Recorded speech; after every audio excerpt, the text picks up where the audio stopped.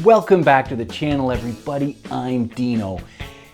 It's almost the end of December here in 2023 in Ontario, Canada, which means we are really getting close to the snowmobile season that usually comes in January and February.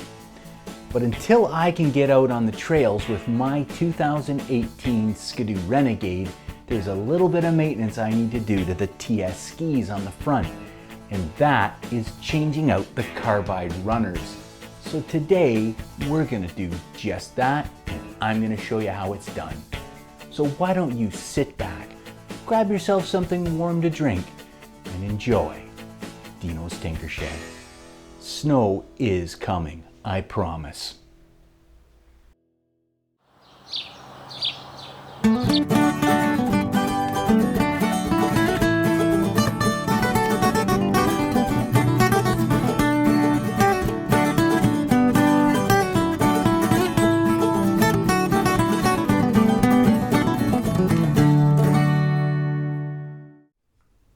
What is it about the Pilot TS ski that's so different from other skis offered from Ski-Doo, and quite frankly really does create a lot of debate about its effectiveness amongst Ski-Doo riders? Well, the Pilot TS ski, when introduced, was touted as an adjustable ski, one that the operator could adjust on the fly just about for different types of snow conditions. Whether it's really sugary out or whether it's really hard packed and icy, you can adjust the bite of those front carbides to match the trail conditions of the day that you're riding on. And in most cases, throughout the day, because anybody who's ridden for any length of time knows trail conditions vary throughout the day depending on temperature and where your travels take you on that particular day. The way the TS ski works is it almost has a dagger board underneath here, a skeg of sorts that you might see on a windboard or something like that. And you can adjust how deep that skeg is driven into the snow or trail using this knob up here. By adjusting the skeg downwards, you increase that sugary performance. So when the trail conditions very loose, you're providing more lateral assistance as you corner with this, and it also helps control darting on those really floaty trails. But when the trail turns to ice, or maybe you're out on the lake, you can draw that skeg back up into the ski body, lowering the profile, and allow the ski to search for more traction as it navigates through those icier sections. The thing I like about it is you can pull the skeg almost right up into the ski when you load it onto your trailer, which helps, protect, I guess, the trailer floor, even if you are using ski guides on the bottom of your trailer. Proponents of this, myself included, really do like this. I'm not a really aggressive rider, and the ability for me to tune the ski on a daily basis, I feel, helps the performance of the snowmobile, and many people out there do. But there are others out there who say that this is nothing but a novelty, and old Pilot precision skis are much, much better than these are in terms of cornering performance. And maybe they're right. But for me, these work quite well, and the only thing I need to do on these is add a new carbide to the bottom. What exactly do your carbides even do on a snowmobile ski? Well, they perform two different functions, and they date back all the way to these old style carbides that are still in use on many skis today. This one I think is off of a 1981 John Deere Spitfire, if I remember correctly.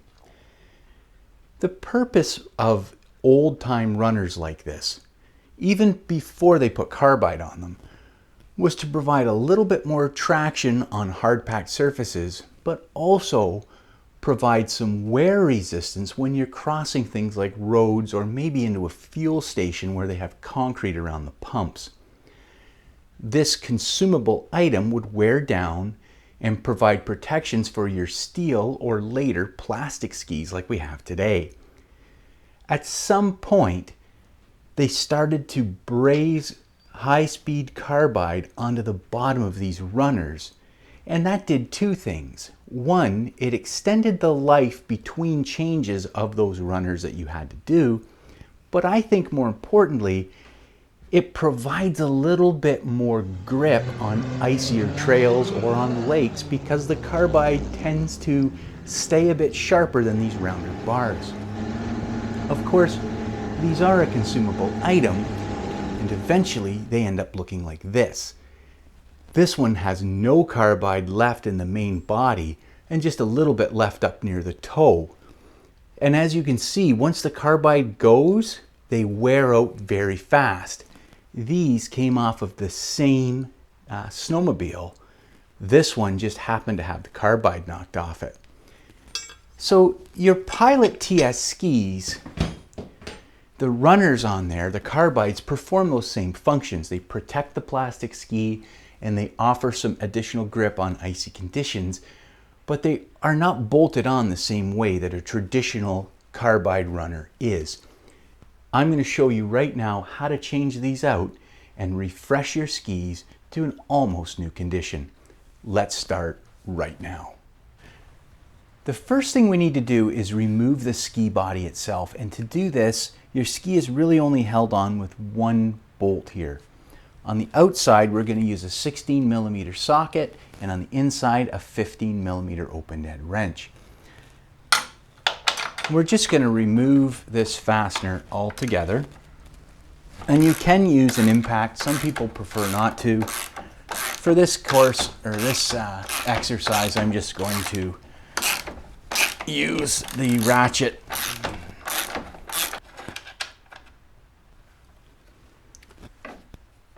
Here's that locking castle nut with a built-in washer that I took off of the inside of the ski.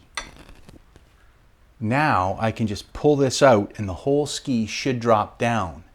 What's going to happen is the carbide skeg is going to remain attached to your ski spindle here. So let's see if we can do that now. Out comes our bolt. Mine's a little bit stuck, so I'm going to use a soft-faced dead blow hammer here just to gently tap that ski off.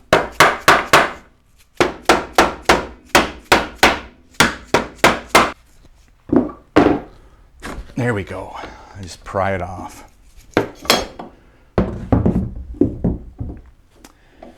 And here you can see the skeg itself, and it is pretty rusty, which is pretty typical for these, as they do spend a lot of time in the salt as you cross roads. With the ski up on the bench, we want to inspect all the ski for any cracks or any damage that might have happened over the riding seasons. You also want to make sure that these rubbers here don't get lost and that they're securely sitting in the grooves that they're supposed to be in. There's two of them here, and I believe these are what stop the ski from tipping too far forward or too far backwards as you ride. They act basically as bump stops. You also want to ensure that these bushings that are on the inside of the ski don't fall out while you're changing the carbides. And before you drive everything and tighten it all home, make sure that these are in place as well. The next step is to remove this pin that's just held in place by the ski itself. I'll just push on it, wiggle it a little bit, and hopefully it'll just come right out, which it does. And that allows us to free up the skeg, and we can bring it up and maybe take a look at it on the bench. Here is that skeg, and you can see they are clearly marked the front of the skeg versus the back, and the profile is much different here in which way that it slides into the ski. And if we look closely, you'll see that my carbides are pretty much worn out. I'm not sure if these are 5 or 6 inch carbides or 7 inch. They do come in a different sizes. I think this might be the 7-inch carbide because this appears to be carbide as well. That is what I ordered, so I want to take a look and see if I got the same carbide. Either one will work. The 7 just gives a little bit more traction in the corners. Here's the box from Skidoo. And what's interesting is these are manufactured by Woody's, but I can't seem to find these aftermarket. To buy a set of these was almost made me gasp. It was over $200 to buy a set of these. I have thousands of kilometers on my sled on the first set. This is the first time I've ever changed them. I think I have around 8,200 kilometers on my snowmobile right now, but even still, these are expensive compared to traditional carbides. They do come nicely packed. And probably, like most Skidoo products, if you dig through the box, yeah, they'll come with new fasteners and a warning that says you're going to die if you don't do everything well. I'm just kidding. They usually come with instructions either in the package or it will guide you to a location to see how these go on. But it does come with 2 brand new Nylock castle nuts, which I like. But let's have a look here and see how these compare to the ones that just came off my sled. So, interestingly, these ones are not punched with front. Oh, yeah, it is. It's laser cut very faintly right there. But I think, oh, they are a little bit. The carbide is maybe a little bit longer. Yeah, these are a little bit longer carbide, and you can see just how sharp the carbide is on these. Let me see if I get a little closer. You can see that these are nicely sharpened. I think this is a 60-degree bevel on them. And compared to the ones that just came off, you can see mine are pretty much worn out. The challenge is, as soon as you run these across any kind of concrete or anything, they wear out. But let's get these back onto the sled. There's that front gently scribed in. Put them back together and be done with it. I'll use a little bit of this ultra wheel bearing grease here.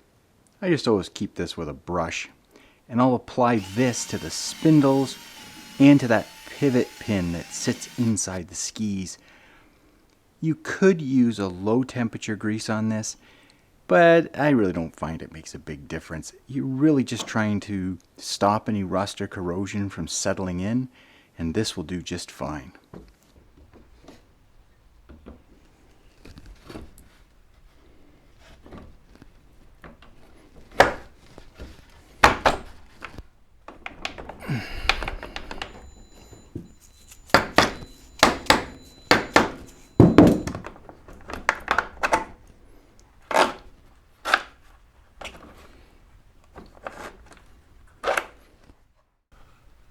Next, I'll use that brand new nut on the back side, and I'm going to tighten these down until the ski still moves nice and freely, but it has the least amount of lateral play as possible. So let's do that now.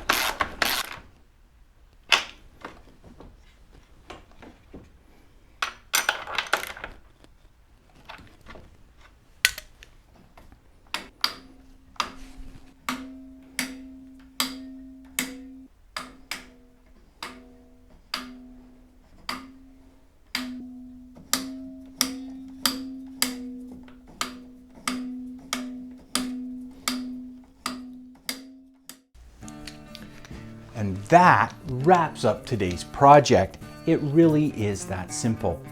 Now, both skegs are interchangeable. You just need to make sure that you face them in the right direction. And of course, they are laser engraved, so that shouldn't be an issue. Tighten those bolts down so that they take all the slop out of the skis. And while you're in there, it's probably not a bad idea. Check all your tie rods and your ball joints to make sure that those are tight as well before you hit the trail. So until then, I hope you enjoyed today's episode. If you did, leave a comment down below. Let me know whether you like or dislike this style of ski. I really would be kind of interested to know what the opinion is out there. Again, I rather like them, but to each their own. Until then, you have yourself a great day and a safe day out on the snow, and I'll see you later here on Dino's Tinker Shed. So tinker easy. Bye for now.